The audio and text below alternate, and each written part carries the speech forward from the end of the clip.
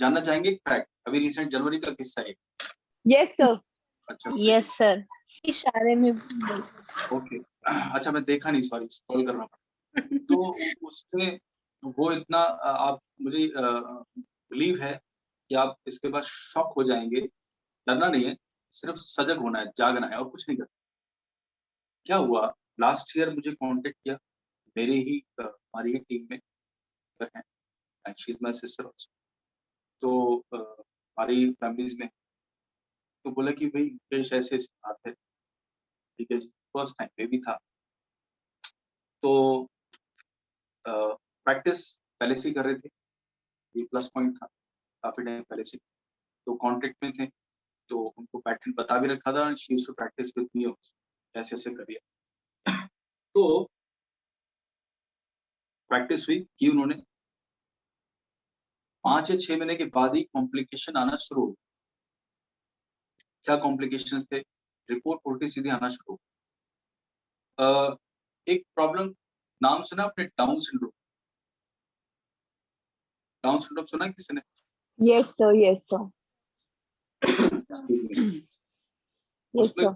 अच्छा, उसमें उसके भी जब टेस्ट हुए तो उसमें वो एक रिस्क फैक्टर आया हुआ। उस रिस्क फैक्टर की वजह से पूरी फैमिली में जबरदस्त स्ट्रेस आ गया कि इस बच्चे को रखना है कि नहीं रखना है। बाद में कई लोगों से कंसल्ट किया, फाइनल डिसीजन हुआ रखना है, ठीक है। तो चांसेस क्योंकि कम थे खराब, ठीक है जी, हो गया। अब फैमिली उनकी बहुत ज्यादा मेडिकल उससे नहीं है, बैकग्राउंड से, या उतना बिजनेस की तरफ है, पढ़े लिखे उतने ज्यादा। अब होता यह है कि जब 6 महीने हो गए, 7 महीने हो गए, 8, 6 महीने होते ही 7वें महीने के बाद उनका बीपी शूट कर गया एकदम से ऊपर, बड़ी दिक्कत हो गई। और शुगर भी जो है टच कर रहा था बॉर्डर लाइन।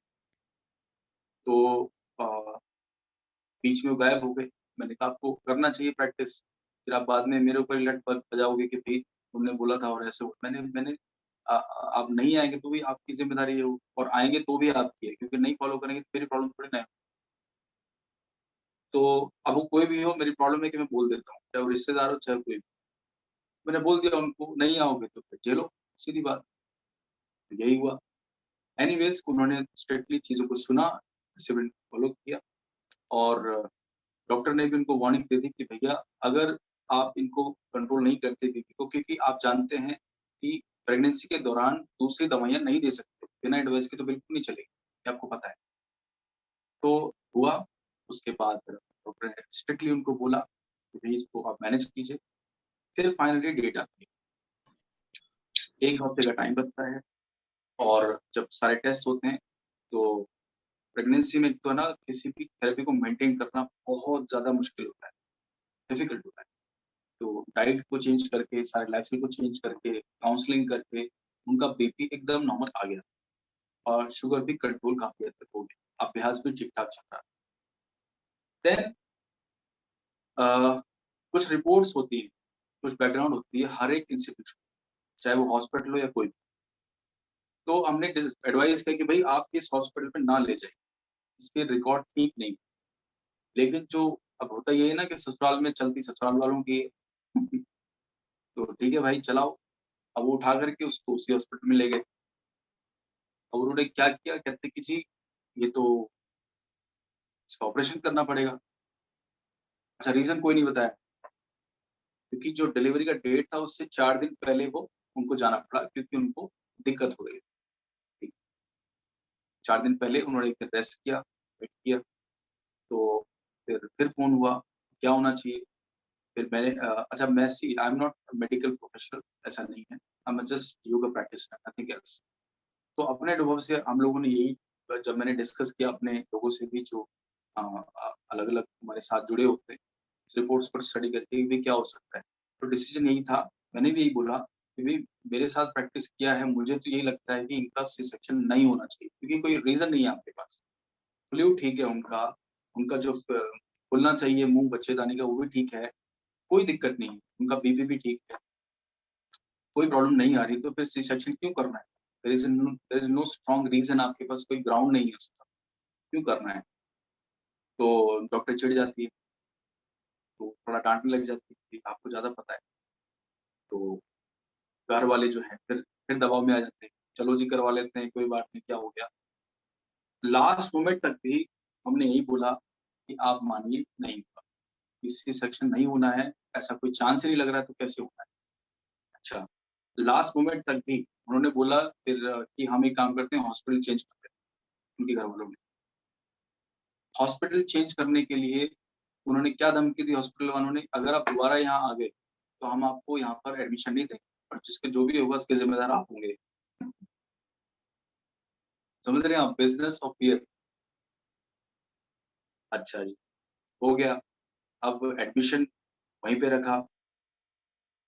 मैंने बोला था नॉर्मल हॉस्पिटल है, दुनिया भर के हैं, नेचुरल डिलीवरी और वैसे भी हो जाते हैं, गवर्नमेंट हॉस्पिटल अच्छे हैं। थोड़ा-सा ट्रीटमेंट उनका ठीक नहीं होता, मतलब व्यवहार, लेकिन ठीक लोग हैं, बुरे नहीं, प्रेशर बहुत होता है। दूसरे भी ऑप्शन थे, नहीं, डॉक्टर नहीं माने। डॉक्टर ने फिर बोला प्रेशराइज़ किया कि इनका सी सेक्शन होना है, इनको आप ऐसे कैसे कह रहे हैं? मैंने बोला कि आप उनको ये बोलिए कि भई जो सी सेक्शन के पैसे लगेंगे ना, उतने ही हम आपको नॉर्मल डिलीवरी में दे देंगे, आप नॉर्मल की ही कोशिश करें। इतना बोलने के बाद भी उनको क्या स्वाद आ रहा था पता नहीं। उसके बाद भी वो लोग नहीं माने। एंड मोमेंट पे भी अच्छा क्या दिक्कत हो रही थी, उनको पेन नहीं हो रहा था। जो लेडी थी, जो लेबर पेन था वो था ही नहीं, लास्ट डे पर भी।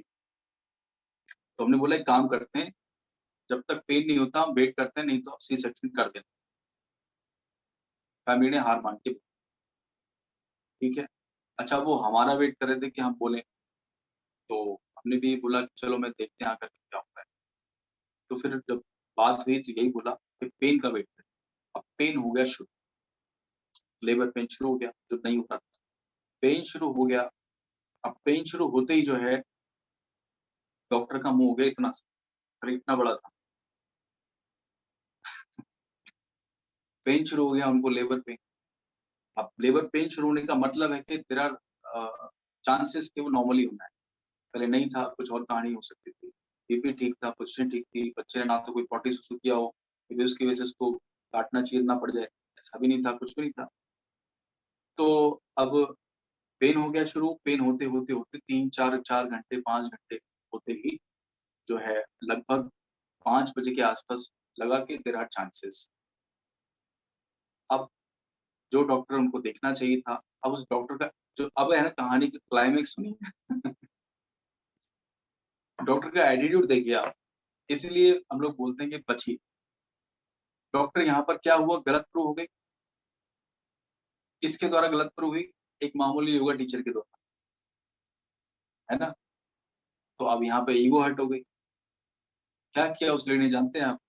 वो पेन से और तड़प रही है लड़की, तो छोड़ के उसको दूसरी जगह चले गई, बात करने लगी फ़ोन पर। ये हुआ पहला पहला सीन। सेकंड सीन जो उनका लेबर रूम था वो फर्स्ट फ्लोर पर था। तो ये बहुत ही सेंसिटिव चीज़ें हैं। आई डोंट नो मैं क्यों शेयर कर रहा हूँ, नाम तो नहीं बताऊँगा कभी भी किसी को, लेकिन आपको बता रहा हूँ कि ऐसा होता है। अब उसको थोड़ा चीरा लगाना था, तो सर्जिकल ब्लेड यूज़ करोगे ना आप, पता है क्या किया उसने? सीधा कैंची से ही काट दिया। अब आप सोचिए, उसका क्या हाल हुआ होगा? ये नॉनसेंस किया उसने। मुझे बाद में खबर हुई कि ऐसा-ऐसा हुआ। उन्होंने बोला कि आपको पहले बताना चाहिए था कि अपने डिग्रियाँ ढूँढते रह जाते 5 साल तक, स्पैन करवा देते। एनीवेज़ तो ये हुआ। अपनी खुन्नस देखिए कहाँ निकाली उसने, उसको कट कर दिया। उसका वो जो चीरा लगाया था, यकीन मानिए, वो जनवरी की डिलीवरी थी, वो अब जाके ठीक हुआ है उसका, मार्च में, मार्च एंड में। ये हुआ, उसके बाद क्योंकि नॉर्मल डिलीवरी थी, सब कुछ ठीक था, बच्चा एवरीथिंग इज़ परफेक्टली ओके, कोई दिक्कत नहीं, सब कुछ ठीक। फिर क्या बोला कि भई इस बच्चे को जो है, इसको तो वहाँ रखना पड़ेगा, ये तो दिक्कत में है, ऐसा है, वैसा है, जबकि सब कुछ नॉर्मल है। फिर बच्चे को नर्सरी में भेज दिया 5 दिन के लिए। ज़बरदस्ती। This is called mental attack, mental torture. This is bloody game is going on in medical industry. तो you have to be very careful, समझना पड़ेगा। लोग कहाँ कैसे आपके साथ खेल जाएँगे, नहीं पता। और उस वक़्त ऐसा माहौल होता है, इतना प्रेशर होता है, आप जानते हैं ना, ऐसे माहौल में क्या होता है? ये होता है कि मुझे जान बचानी है, है ना? और उस माहौल में, उस प्रेशर में आप निकल के बाहर आ जाएँ, तो सामने वाला तो हर्ट हो जाएगा ना कि मेरी बात मानेगा इसने, ले बताता हूँ तेरे को। Everything is fine, perfectly okay, कोई दिक्कत नहीं। और उसका बिल उससे दुगुना बनाया, जो सी सेक्शन में होना चाहिए, एक नॉर्मल डिलीवरी, जानते हैं आप? बिना मतलब। तो इट्स ऑल मनी गेम, कुछ नहीं, business of fear. B very careful, वो डरा नहीं रहे हैं, जाना ही पड़ता है डॉक्टर्स के पास, हम लोग भी जाते ही हैं, डेफ़िनेटली जाते हैं और कोई दिक्कत नहीं है। इमरजेंसी में या कोई ऐसी चीज़ें नहीं समझ में आ रही है, ऑब्वियसली जो ट्रेडिशनल मेडिसिन्स है उनके पास डायग्नोज़ करने के लिए कोई इंस्ट्रूमेंट थोड़ी ना है, जाना ही पड़ेगा।